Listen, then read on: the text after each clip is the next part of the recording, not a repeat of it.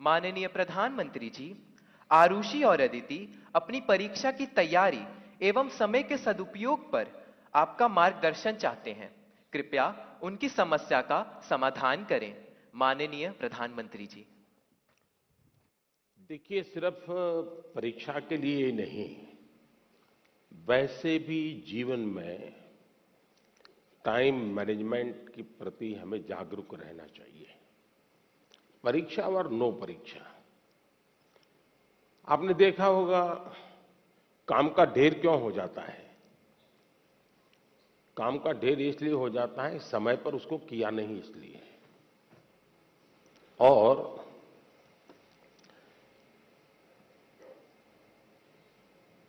काम करने की कभी थकान नहीं होती है जी।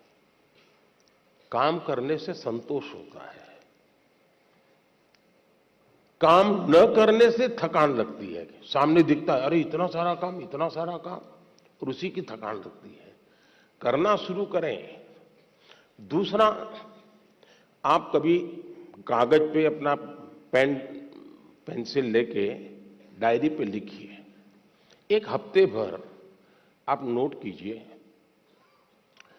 कि आप अपना समय कहां बिताते हैं। अगर पढ़ाई भी करते हैं तो कितना समय किस विषय को देते हैं, और उसमें भी शॉर्टकट ढूंढते हैं कि बेसिक में जाते हैं, बारीकियों में जाते हैं।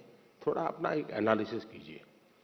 मैं पक्का मानता हूं कि आपको ध्यान में आएगा कि आप जो आपकी पसंद की चीजें हैं उसी में सबसे ज्यादा समय लगाते हैं और उसी में खोए रहते हैं। फिर 3 विषय ऐसे हैं जो कम पसंद है लेकिन जरूरी है, वो फिर आपको बोझ लगेगा। मैंने 2-2 घंटे मेहनत की लेकिन ये तो हुआ नहीं।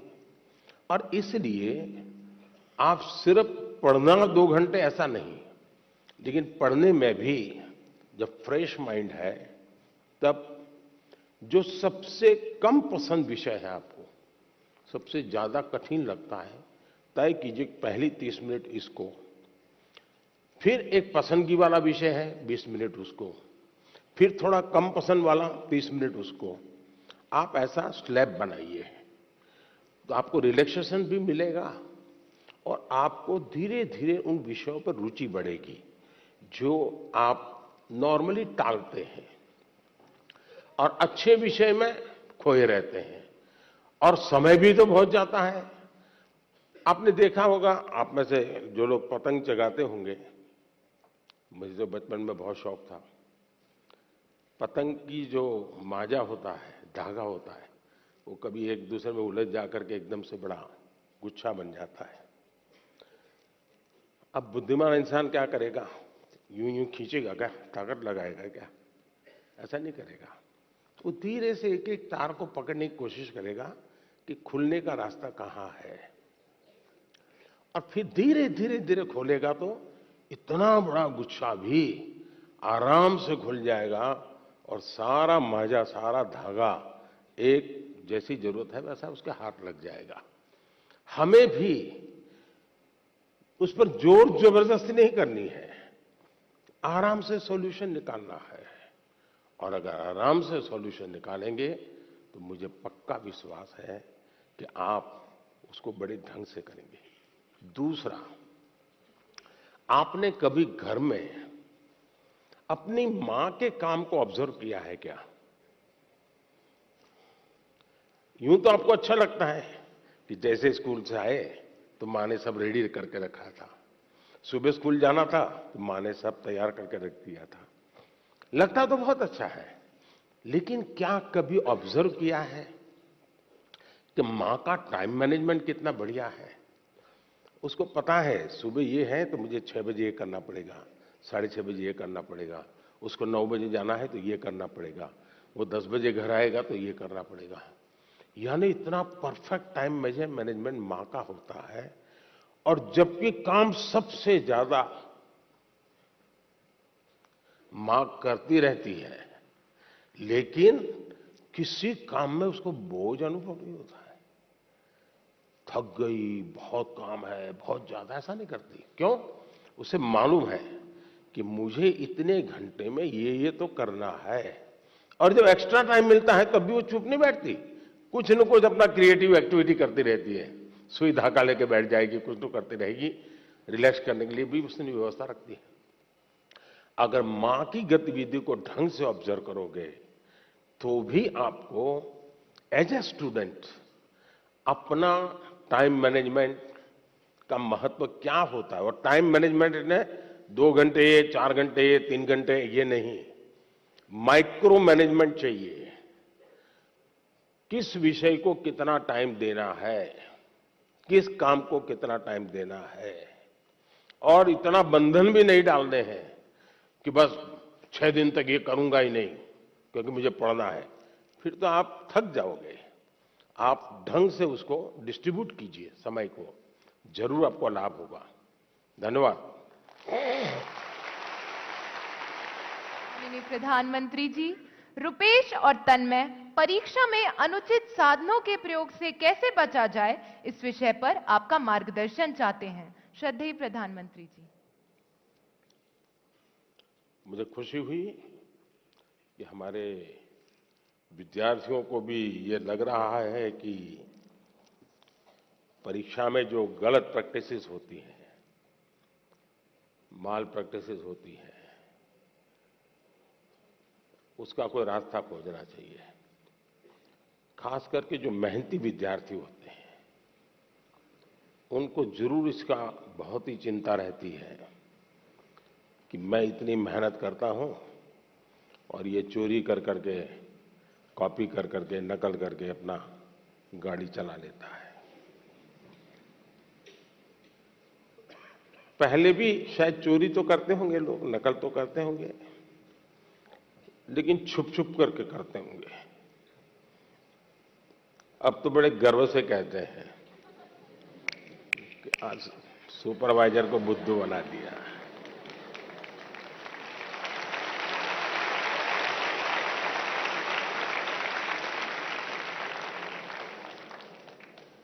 ये जो मूल्यों में बदलाव आया है वो बहुत खतरनाक है, और इसलिए समाज एज सच ये हम सबको सोचना होगा। दूसरा अनुभव आया है कि कुछ स्कूल या कुछ ऐसे टीचर्स जो ट्यूशन क्लासेस चलाते हैं,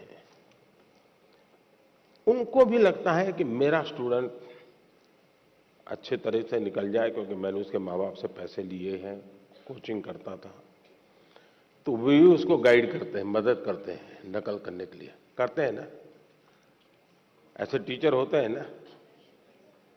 नहीं होते? तो बोलिए ना। हाँ। और उसके कारण भी दूसरा मैंने देखा है कि कुछ स्टूडेंट पढ़ने में तो टाइम नहीं लगाते, लेकिन नकल करने के तरीके ढूंढने में बड़े क्रिएटिव होते हैं।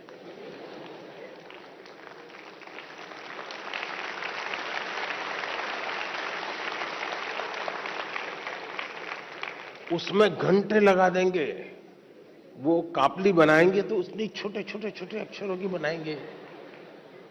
कभी कभी तो मुझे लगता है कि इसके बजाय वो नकल के तरीके, नकल की टेक्निक, उसमें जितना दिमाग खपाता है, और बड़े क्रिएटिव होते हैं ये चोरी करने वाले, इसके बजाय अगर उतना ही समय उसी क्रिएटिविटी को, टैलेंट को सीखने में लगा देता तो शायद वो अच्छा कर पाता। किसी ने उसको गाइड करना चाहिए था, किसी ने उसको समझाना चाहिए था। दूसरा ये बात समझ के चले, अब जिंदगी बहुत बदल चुकी है, जगत बहुत बदल चुका है, और इसलिए ये बहुत आवश्यक है कि एक एग्जाम से निकले मतलब जिंदगी निकल गई, ये संभव नहीं है जी। आज आपको डगर डगर हर जगह पे कोई न कोई एग्जाम देनी पड़ती है। कितनी जगह पे नकल करोगे जी? और इसलिए जो नकल करने वाला है वो शायद एक आध दो एग्जाम को तो निकल जाएगा, लेकिन जिंदगी कभी पार नहीं कर पाएगा।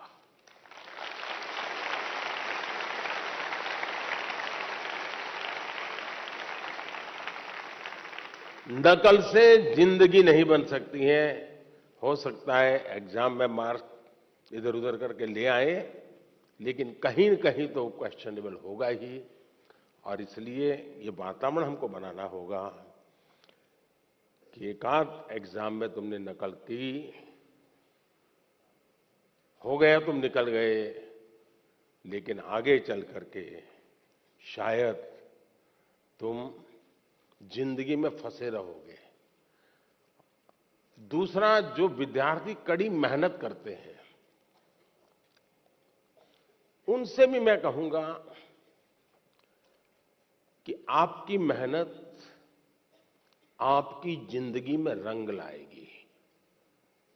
हो सकता है कोई ऐसा ही फालतू 2-4 मार्क्स आपसे ऊपर ले जाएगा, लेकिन वो कभी भी आपकी जिंदगी की रुकावट नहीं बन पाएगा। आपके भीतर की जो ताकत है,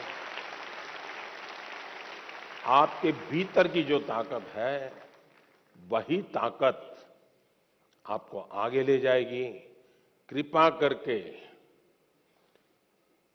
उसको तो फायदा हो गया, चलो मैं भी उस रास्ते पर चल पड़ूं, ऐसा कभी मत करना, कभी मत करना दोस्तों। एग्जामें तो आती हैं जाती हैं, हमें जिंदगी जीनी है, जी भर के जीनी है, जीतते जीतते जिंदगी जीनी है। और इसलिए हमें शॉर्टकट की तरफ नहीं जाना चाहिए। और आपने जानता है, रेलवे स्टेशन पर आपने देखा होगा, हर रेलवे स्टेशन पे पटरी जहां होती है ना, वहां ब्रिज होता है। तुम लोग ब्रिज पे जाना पसंद नहीं करते, पटरी कूद करके जाते हैं। कोई कारण नहीं, ऐसे ही बस मजा आता है।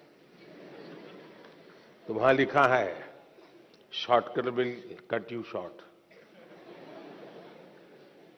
इसलिए कोई अगर शॉर्टकट से कुछ कर लेता होगा, आप उसके टेंशन को पालिए मत, आप अपने आप को उससे मुक्त रखिए, आप अपने पर फोकस कीजिए, आपको अच्छा परिणाम मिलेगा। धन्यवाद।